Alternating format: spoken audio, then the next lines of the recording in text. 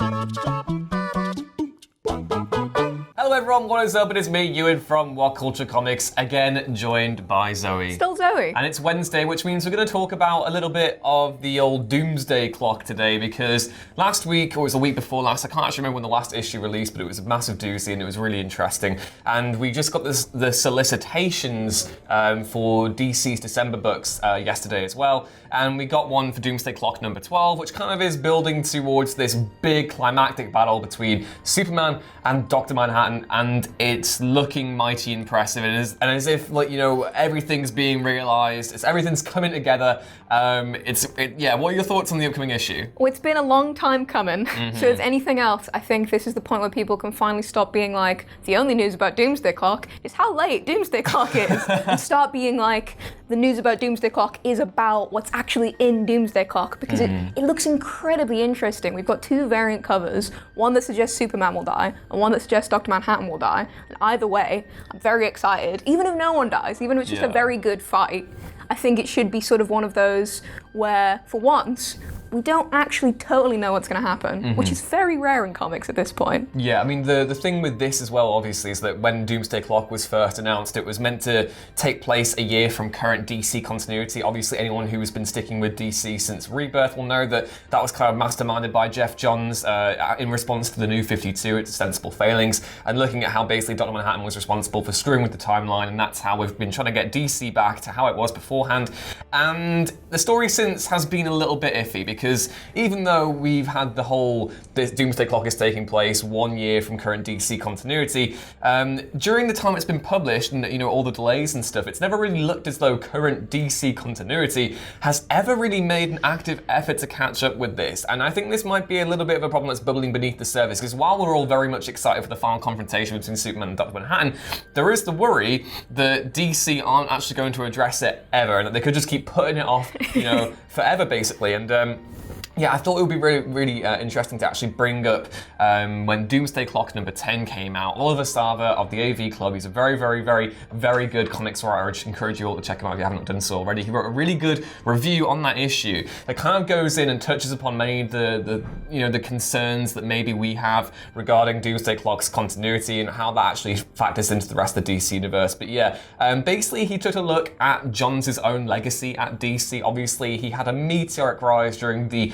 mid to late 2000s. You know, he basically masterminded the rebirth of Green Lantern, quite literally, in Green Lantern Rebirth, and, you know, he was responsible for so much of shaping that mythology that DC, when they actually did decide to do the New 52, they had Johns basically, you know, plan the solid architecture of that series as a template for what they were going to do with their films, for better or for worse. Now, it's really interesting. In Sava's own words, he says, "You get the impression that Johns doesn't look back at recent years fondly. This issue is steeped in resentment and regret, with Johns emphasizing the dark side of Hollywood fame and the mistakes that were made when DC launched the New 52 and used it as a template for their cinematic efforts." Now, in Doomsday Clock number 10, that's kind of like a whole big issue. You kind of see Manhattan reckoning with his own mistakes and his own creation, because he's enticed by the DC universe. He sees all these different retcons and goes, I'll have a little bit of that, and then things start to fall around them. What do you think of that theory there? I like the idea of, like, not him as a total, like, John stand-in, but sort of a representation of, like, sort of this struggle that DC has had with, like, well, we want to rewrite these things.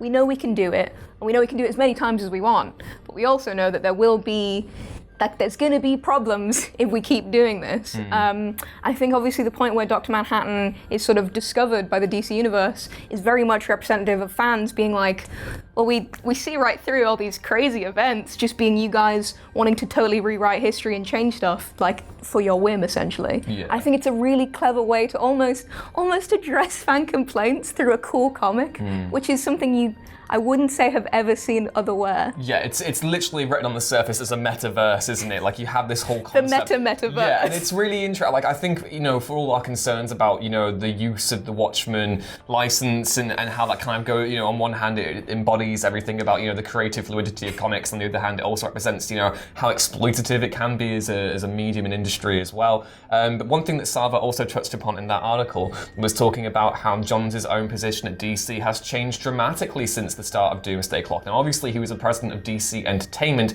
and he kind of, you know, masterminded different aspects of the DC film scene. He did the New 52, he marshaled that himself, and since, being a part of masterminding DC Rebirth, he's gone from being the president of entertainment at DC to a completely different position altogether. Now, obviously, he helped co-write Aquaman, which is I think it's the highest grossing DC film ever, which is probably the best right now.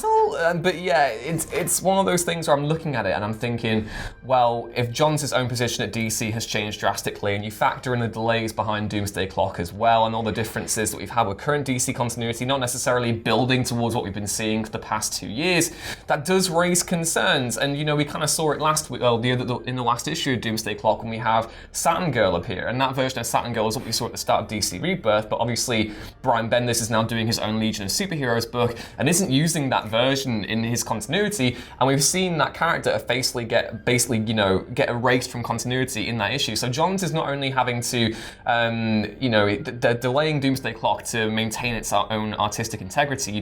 They've not actually gone and changed the creative team, which I'm so grateful for. But at the same time, he's having to react to DC's almost non-compliance of his vision for what DC Rebirth was when it started a few years ago. You do have to wonder to what extent they get told about other things, because obviously the problem right now with Doomsday Clock is that Alfred is dead in actual Batman, but obviously a year down the line, he's not dead, he's making pancakes. Yes. So there's clearly some issues, and you wonder to what extent they were like, oh, by the way, Alfred might die, you might want to keep a tab on that, or whether they were just like, good luck, Dork, have a great time. That's a really interesting point, because by all accounts, it seems as though that the whole creative drama over Batman is actually fed into Doomsday Clock, because originally it was meant to be that, Bleeding Cool reported the other week that Alfred's death was meant to be a ruse by Psycho Pirate, and DC were going to reveal that as such. But with King leaving that series, it seems as though they've kind of tracked back on that, and now want Alfred actually dead. And again, that hosts loads of different interesting,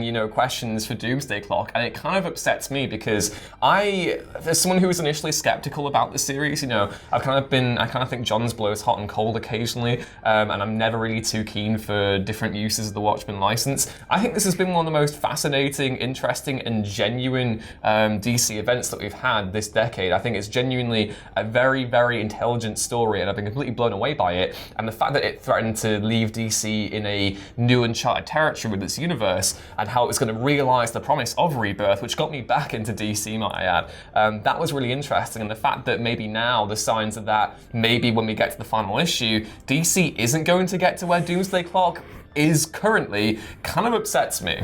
It's a weird one, isn't it? Because the only way they can pull it all off is to have sort of a in the future retcon that doesn't retcon the past, but does the future, which would just... They could pull it off, and they could pull it off well, but my concern is that obviously we have one issue of Doomsday Clock left, so it's a question of, do they sacrifice the integrity of Doomsday Clock and spend half of that being like, oh, here's all the qualifiers so it fits, or do they sacrifice the integrity of the other series that don't mesh to be like, well, Doomsday Clock came first? Yeah, I mean, that's another thing as well. Obviously, the other week in Justice League, Scott Snyder reintroduced the Justice Society of America, which in Doomsday Clock were erased by Dr. Manhattan, and you have to wonder how this all correlates into one unique whole. And obviously you have the Legion of Superheroes as well, which obviously, it completely kind of just, it's got a hodgepodge of different books at the moment, all competing with each other. And I do worry because, as much as we like to you could look at Doomsday Clock itself will be fine. As a story, as one unique whole, it will still be fine, whether or not it intersects with current DC continuity or not. But, it still would be nice it kind of does lose a little bit of its relevance when you separate it from its whole message about DC continuity if you then made that an Elseworlds thing. But we talked about Bleeding Cool just a little bit earlier on, but Rich Johnston, in one of his gossip columns, basically was saying that today I was told by senior DC Comics sources that if Doomsday Clock had begun publication now, it would most definitely have been a Black Label comic book. And as a result, out of continuity. I'm told by other sources at DC Comics that it is intended that the events in Doomsday Clock will fold into the rest of the DC universe in one way or another, but not in the way that was originally intended, both down to the lateness and the change in Geoff Johns' relationship with DC Comics. And it's absolutely fascinating, this creative battle that is going on at the moment. If that is actually true, what do you think of that? It's a blended one, isn't it? Because on one hand, I really want to know what was the original plan, because it's clearly not going to happen anymore, and I'm sure it was amazing. But on the other hand, there's something I really like about the idea of it being so based on spontaneity. Like, oh, well, the fans reacted like this, so we could change all of this, and we can make it instead this totally different, but potentially still really good thing. I think it'd be interesting to sort of see how they could make Doomsday Clock still lead back. I think it'll take a lot of work, and I feel pretty sorry for the creative team right now. But at the same time, I mean, if they pull it off, this could be sort of the event that we talk about for a good while. It's almost like a Pyrrhic victory for Johns, because, he's really championed, DC Rebirth was his brainchild, essentially. He felt like a lot of readers felt at the time that when the New 52 came around, DC lost a little bit of its own unquantifiable uniqueness. There was a lot. Yeah, probably be right. Yeah, exactly. And there was like a lot of history lost there. And DC Rebirth immediately did a course correction, had the tonal, the tone you associate with that post-crisis DC continuity, and Doomsday Clock, even if he gets to end it on his own terms, the fact that he's gone from being, DC's chief creative officer to basically, almost being kind of pushed to the side by the company after being promised that he'd be able to restructure the direction of the overall universe yet again, it's kind of really sad. And it's no matter how you feel about Johns' own work, it's kind of a massive shame that it's potentially ending in such controversy. Yeah, well, I'm hoping there's a lesson to be learned about how important the films are in terms of the comics, and that potentially, Ghostbuster crossing the streams isn't always the best tactic you could go for. Yeah. But in terms of sort of comic legacy, I am hoping that Doomsday Clock lives up to it, just because I think he deserves it. If nothing else, if absolutely nothing else, Geoff Johns deserves it. He absolutely does. And also that Batman redesign by Gary Frank is like the coolest thing ever. I know, total sucker for the yellow crescent symbol, and I kind of want that to be a thing forever. But yeah, please let us know what you think of Doomsday Clock's kind of issue it has with continuity down in the comments below. Are you content with it potentially being not linked to the current continuity, or is it a massive shame that it isn't going to be linked? Please be sure to like, share, and subscribe, and head back on over to whatculture.com/comics for more news, lists, and articles like this every day. You can follow me on Twitter at @YouandRuinsThings. You can follow Zoe on Twitter at Where I don't ruin things, it's Emma Skell. and we'll see you next time. Bye. Bye.